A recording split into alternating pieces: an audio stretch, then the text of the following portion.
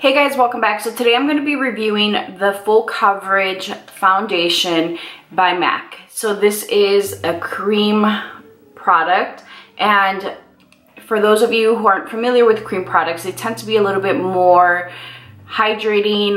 They tend to feel a little more oily on the skin, and they are packed with pigment, so they are definitely going to give you full coverage. Way back in the day when I used to work for MAC, this was not a product that I was drawn to, and part of the reason was because I was more into natural looking skin and I really didn't have a need for full coverage. But mama likes full coverage now, and I have to tell you guys that even though it's full coverage, I can still see my freckles, I can still see my little moles, and I can still see my skin, and I'm okay with that. However, if you want to build the coverage on this, you totally can, and I built it to a point where I'm comfortable with how my skin looks. So if you guys want to see what my overall thoughts and impressions are on this foundation, and if you want to see what it looks like, then let's go. Alright guys, so I'm going to be playing with the MAC Full Coverage Foundation, and the shade I have is C40, which was described as a neutral shade. I picked this because my foundation shade in MAC is NC40. And they didn't have NC40, like their shades are actually limited currently. So I'm just gonna take their foundation brush. This is a 170, which is one of my favorite foundation brushes. This is a good match actually. And I'm just going to take this foundation and then press it onto my skin. And I will tell you guys that I did prep my skin using a mattifying primer.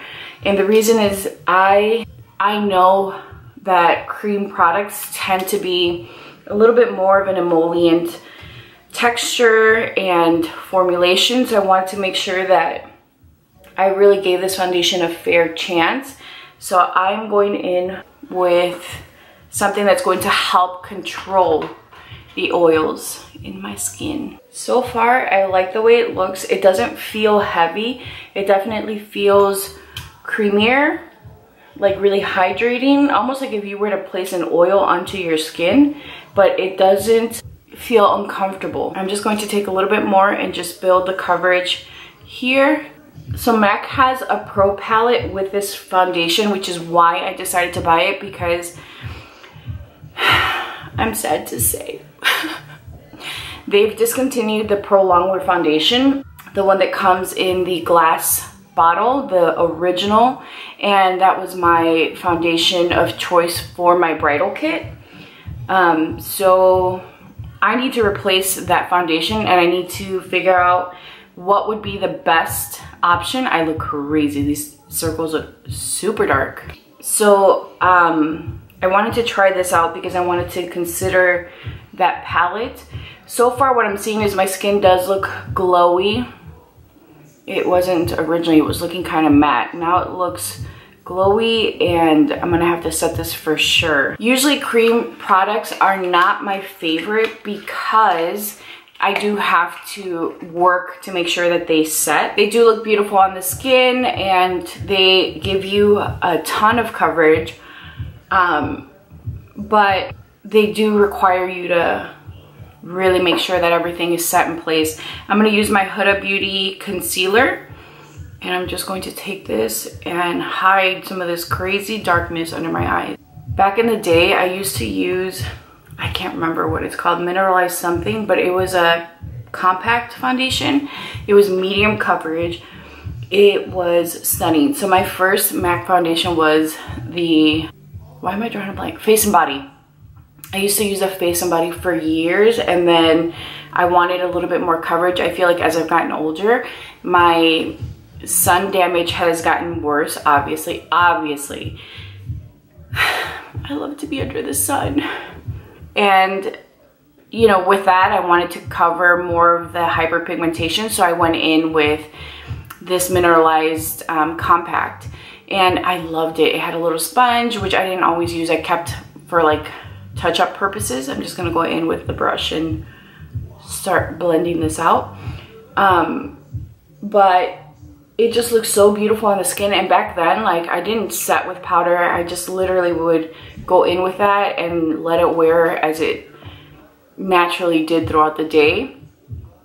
But obviously from there, you know, again, more coverage. And I used Pro Longwear for years, and that was my go-to foundation. It's what I wore on my wedding day, and it is to tell you guys that that is how much I love that foundation. When it was time for me to plan my wedding and think about my makeup and stuff, I told my manager who did my makeup for my wedding day, I was like, we're using Pro Longwear, because that was my jam. It was a foundation I trusted, and it was my go-to. So I'm really sad to see it go. So I'm gonna set this with my Airspun powder. All right guys, so this is what it's looking like with the powder on top. It looks like a normal foundation. Really, for me, the test is going to be how it wears. So I just want to make sure that I have a little thin layer of powder to let it bake a little bit. Anyway, so going back to Pro Longwear, they don't make it anymore. I don't know why. It was my favorite foundation, and I know that they have the new one with the squeezy tube packaging, which I appreciate as someone that has to travel with a kit when you're on a gig.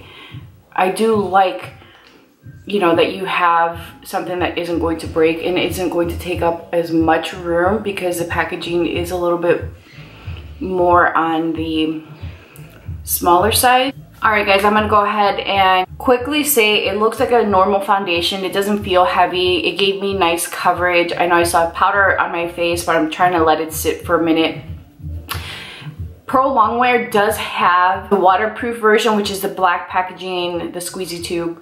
I do have that, and I tried wearing it the other day and I liked it. It wasn't bad. What I will tell you is that the packaging is almost empty, so at some point I think I loved it. It's another one that I'd have to play with to see what I prefer, but I do think that the palette is going to be an option for me. We'll see how this wears today. I'll give you guys my final thoughts. I don't know that I'll have time to do like several check-ins with you guys today, but I will definitely come back and give you my input. I'm gonna go ahead and finish the rest of my makeup and then come back and show you guys what everything looks like. We're gonna do real basic today. All right guys, it's 8:34 a.m. and I actually finished my makeup at 7:30, but my son was demanding a broccoli soup. So before I could officially do my check-in, I needed to feed him. So this is as far as I got in terms of my makeup today, for now at least. And I have to tell you guys that I love the way that my makeup looks. You definitely have to set it. And I ended up using, as you guys saw, I did end up setting it with a powder, but I also went in with my Charlotte Tilbury setting spray, which I absolutely love. And I set it and my skin still looks glowy. I'll insert footage of what my skin looks like in natural lighting so that you guys can see what it looks like in vivo. But I have to tell you guys, I really do like the way my skin looks right now. So I'll check in with you guys at the end of the day and we will see. Maybe I'll do random check-ins, we'll see. But for sure you will have this video done by the end of today. All right guys, it is 8:13. I finished my makeup around 7:45, but my son was demanding breakfast. So I wanted to show you guys quickly what it's looking like, and it looks beautiful. I think my skin looks stunning. It looks smooth, it looks like glowy skin, and that's that I powdered it. So far it's a good start.